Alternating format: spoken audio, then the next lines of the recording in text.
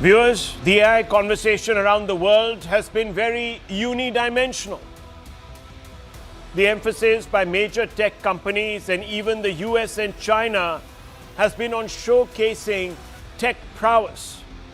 Our AI is more powerful, smarter than humans. That kind of showboating has induced fear. The fear of the machines taking over the world, taking jobs, determining the future of humanity. It's almost as if it's a race to extinction with humans destined to lose. It's not surprising then that AI is thought to be the ultimate power, the ultimate tool, the ultimate weapon of superiority, to be controlled by one or a few and not shared, viewers, with anyone else.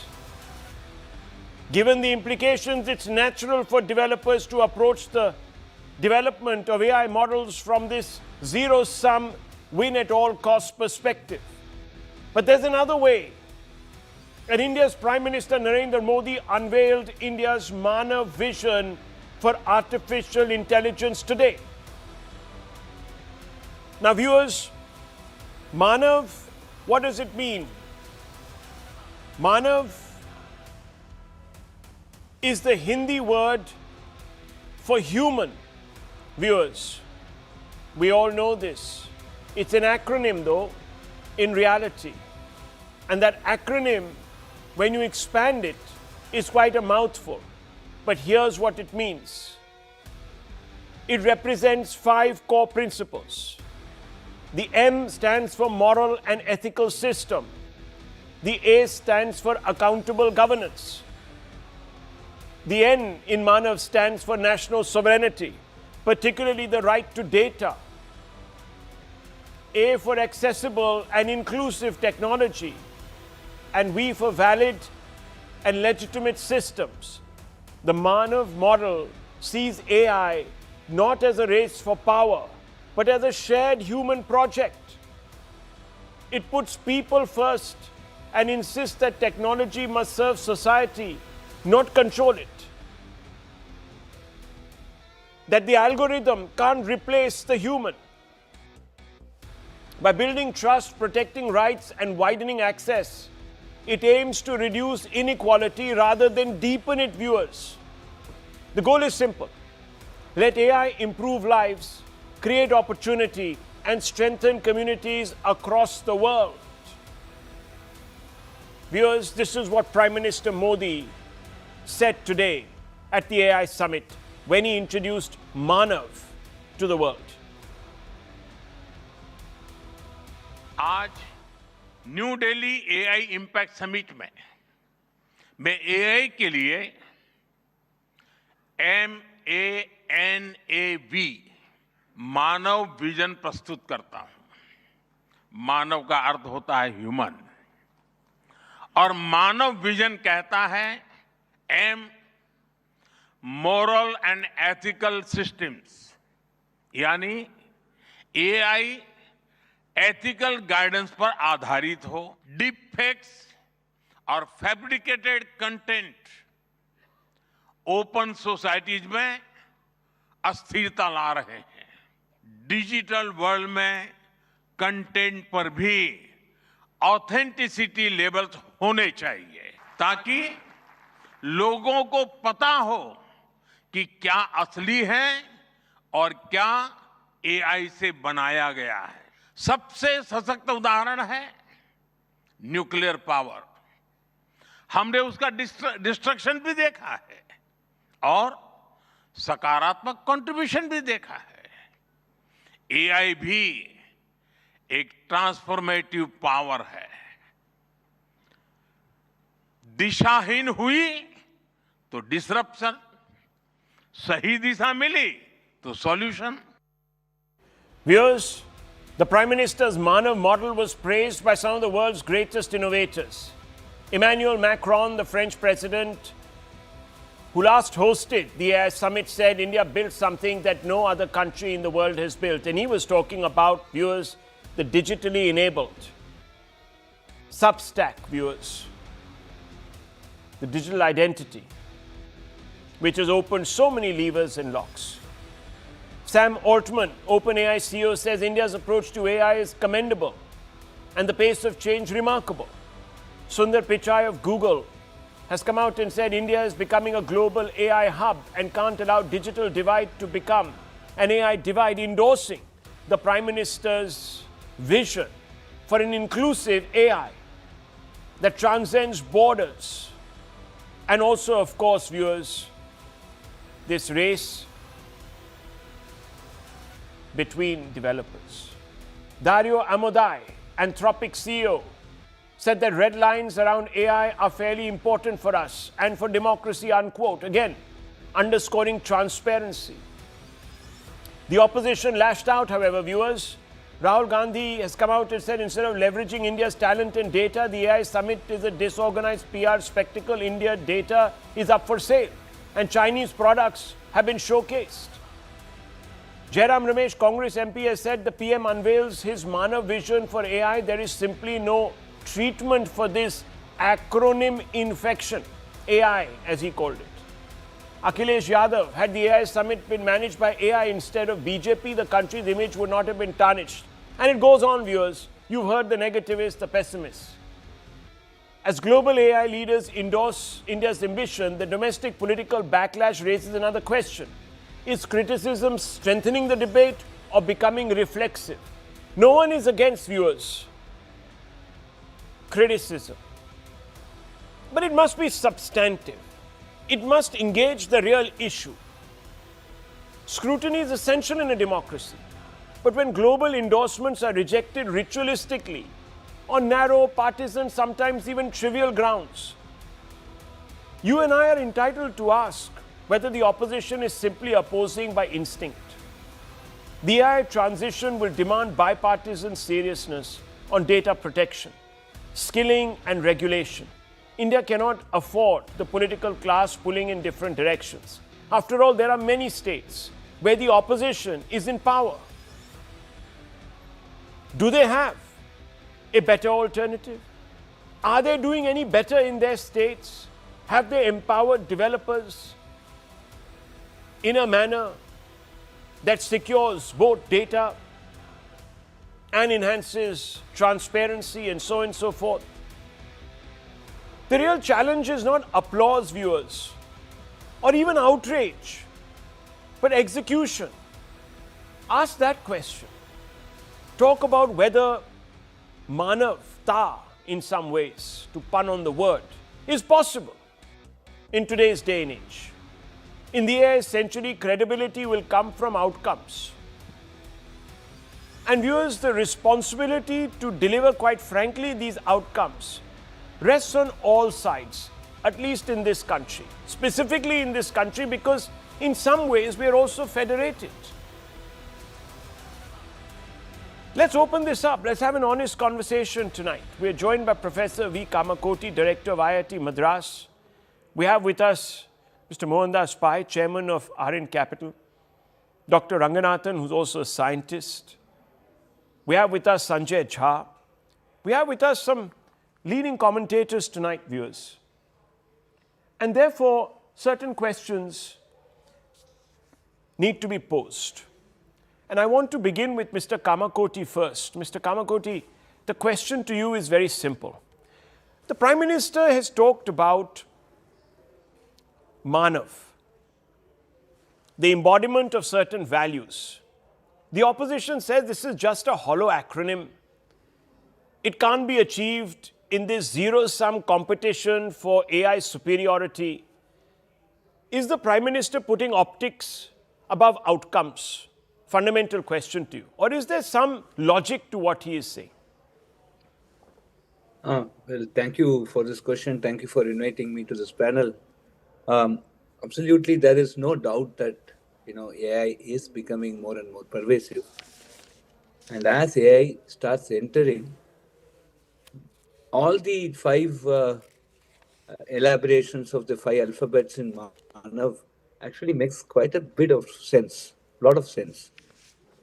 Right? We are looking at moral and ethical AI systems. I just read out what is there: accountable governance and transparent rules, national sovereignty, accessible and inclusive AI, valid and lawful AI deployment. Unless we have these five things together, I don't think we could actually build any safe and trusted system. And there is a necessity for this. And why do people come out with acronym? Because it is easy to remember and always points out that these are all together that makes a system. I think I believe that these are, and as an institution, multiple institutions who are working on different aspects of AI, everywhere we touch, we look at this manner, we look at these five important things that actually will make our models usable and also trusted and safe and also not dependent on others. But Professor Kamakoti, let me ask you this. The criticism is that we haven't built a large language model, AI. We haven't built our own, for example, Perplexity or whatever the else are, Chat GPT and so on and so forth.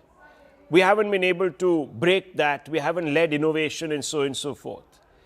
You are in the forefront of developing a language model. I want to ask you, is this a valid criticism, or can we get away by also making niche models? So, what is niche needs to be well defined. Today, it's very, very important, Rahul, that we have models that are usable. At the same time, we should also look at models that are sustainable. Already, we come to know that there are many places where these data centers are set up, but there is all the crisis of energy has started setting in. Right, we need a lot of power to run this.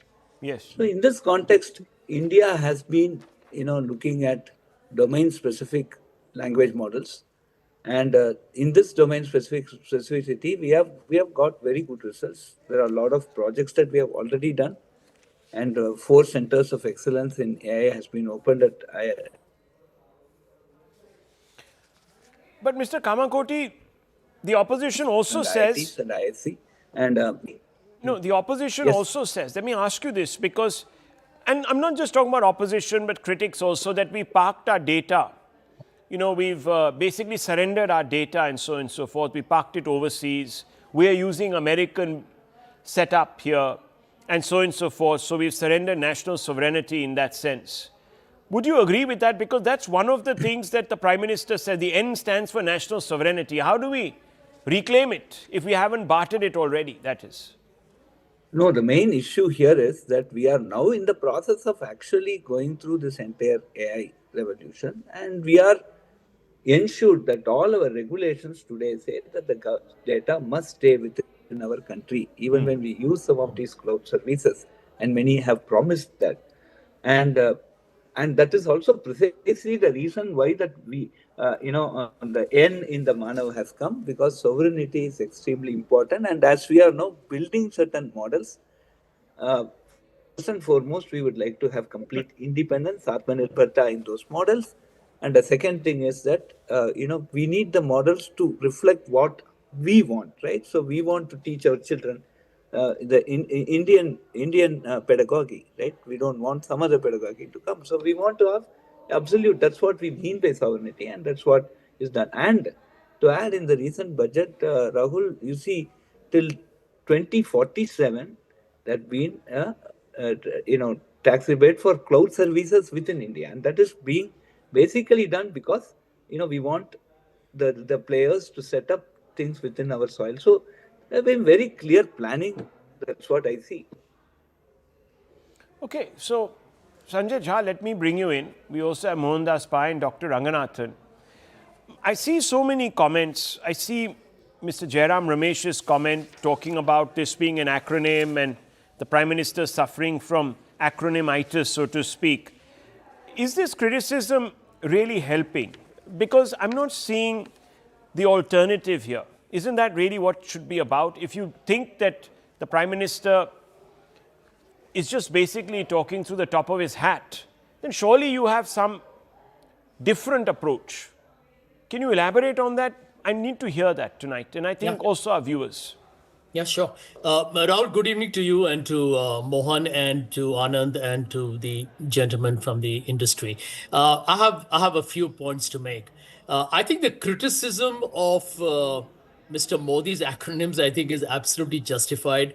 I remember in the US, he was telling, I think, Donald Trump, AI stands for America India Partnership. Now, he's a politician. Please, let's get that clear. Mr. Modi is not a statesman, he's a politician.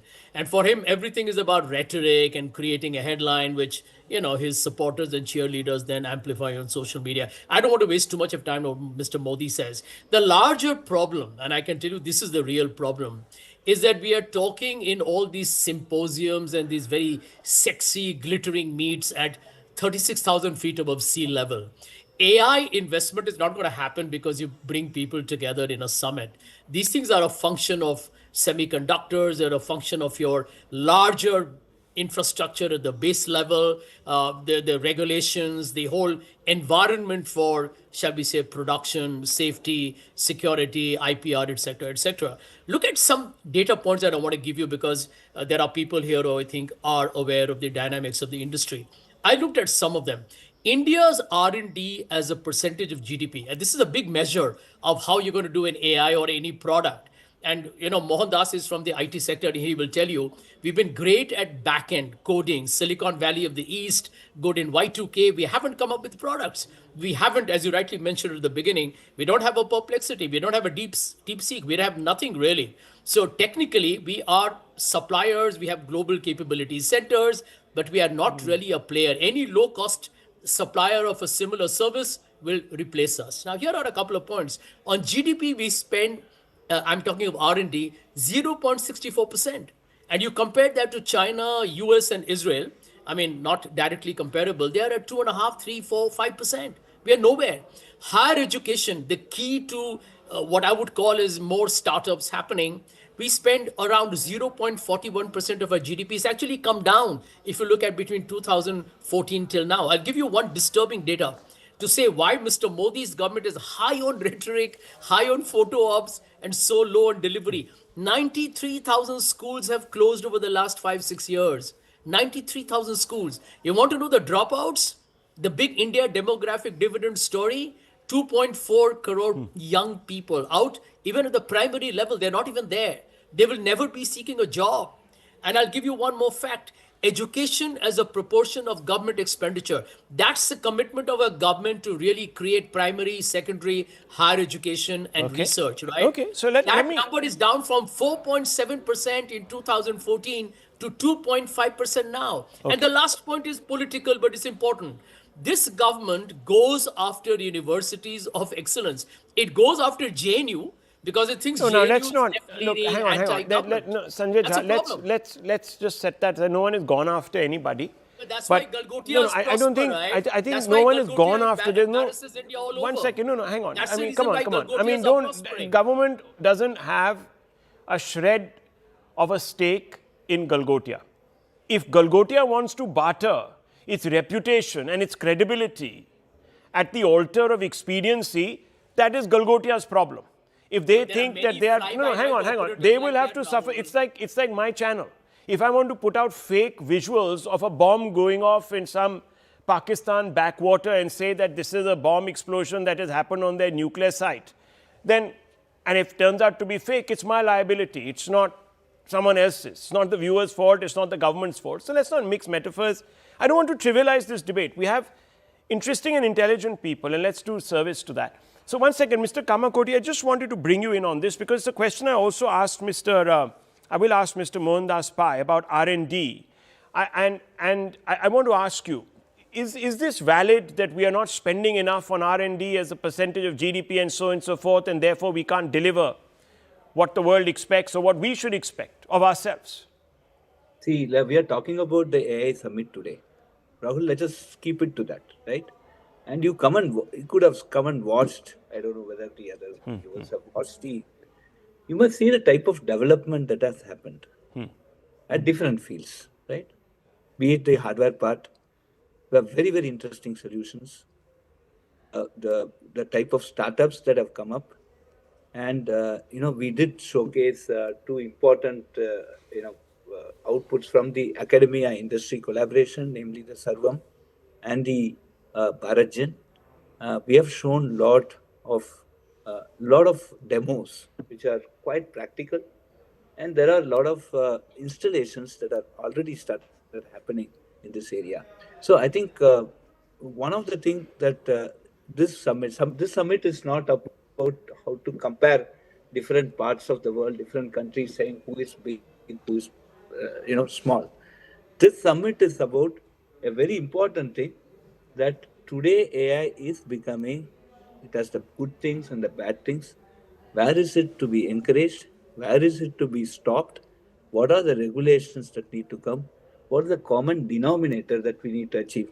I think that is the most important outcome of this deliberation. At least we have brought, as you see in the visuals here, we have brought all these top players on one platform, and we are trying to engage in that conversation. And unless we do it at this point of time, Rahul, we are in for the problem, because standardization and regulation should be light but tight, and it should not hinder the growth. At the same time, it should not lead to certain disasters, right? Okay. So I think that is the most important outcome that we must see. So what is it that the young youth today have in store for their career? Plus, what is it that we as a country, as a government, need to do? These two are the important aspects today. Okay. Dr. Ranganathan, where do you come in on this conversation? You've heard both sides. Good evening, Rahul, and good evening to my fellow panelists. First of all, congratulations to Professor Kamakoti for the Padma Shri. Very well deserved, and thank you for the service to the nation, sir.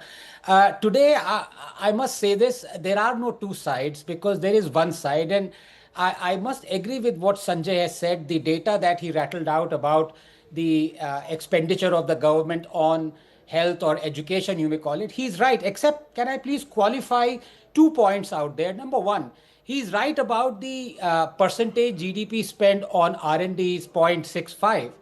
But there is a caveat to, there's a qualifier, which is that the percentage GDP spend of Indian government is the same as the percentage GDP spent of the American government. Where it is higher to 4 or 5% is because the private players kick in.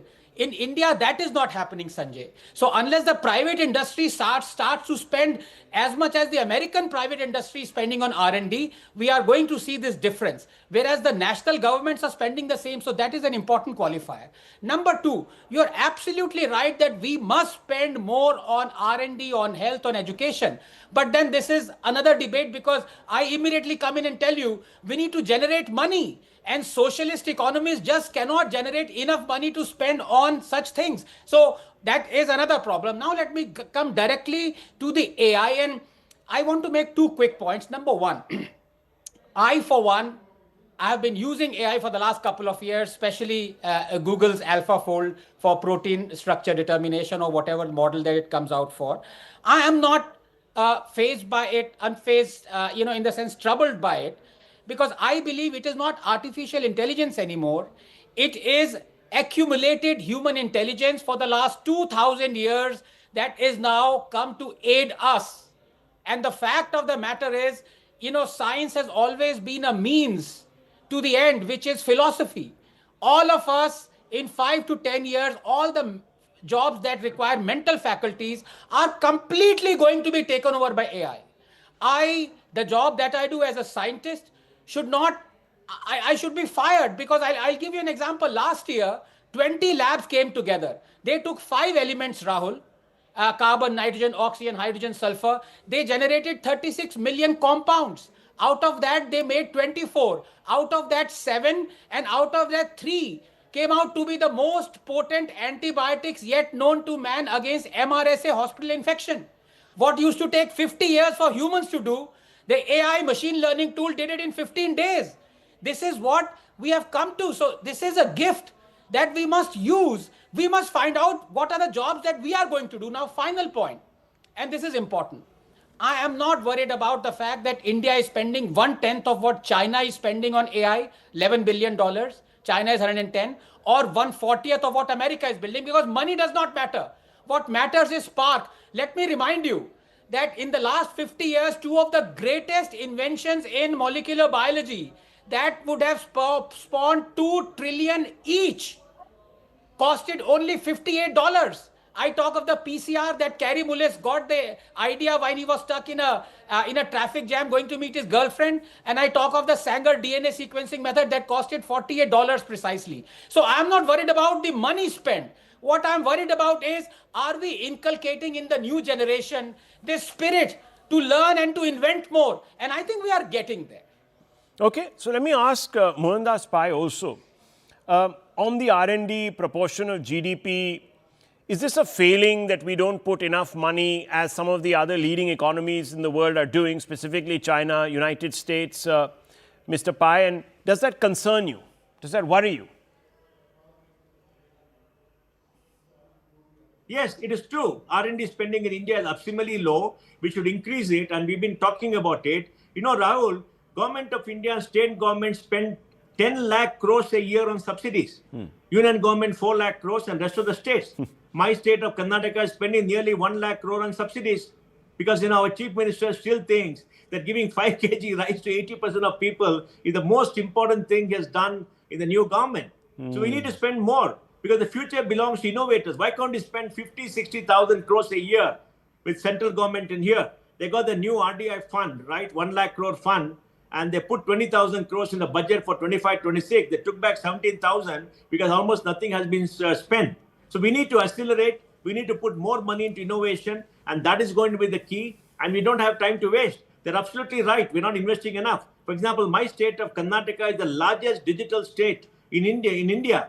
And what money is our chief minister putting? Peanuts. Nothing. Almost nothing. I don't think he even understands what is happening in technology here and why it is so important. You're absolutely right, Rahul. We have to do that as a country if we want to be an independent technology power in the world today. So viewers, this is exactly what I began by saying. If one side is only going to reflexively criticize, we've got a problem. So I said that this is not going to be solved through a narrow partisan lens. Lots of states are under the opposition today. That means a huge number of India's population is under the opposition, ruled by the opposition, by extension. And they can't be part of the problem. They have to be part of the solution. If they think that they can take away precious resource to win elections by dumping it on freebies, and today, viewers, by the way, the Supreme Court has asked the question of the DMK. Why are you spending so much money? And they called it even bribes, and there's notice has been issued, and before an election, and so on and so forth. I presume you know about all of that. So I'm just saying that this is something that we have to, and I think Dr. Ranganathan made the point of being socialist and so on and so forth. You can't really have both. You can't have your cake and, Can I make a point? Yeah, well, one second. I want to quickly come back, though, to Mr. Pai once more. Manav, it's a bit of a mouthful, but the opposition says this is a predilection for acronyms, nothing more. It's all about playing to the galleries, it's optics, it can't be done. Nothing more than that. How do you respond to that, Mr. Pai? Do you think this is just what it is? Good window dressing?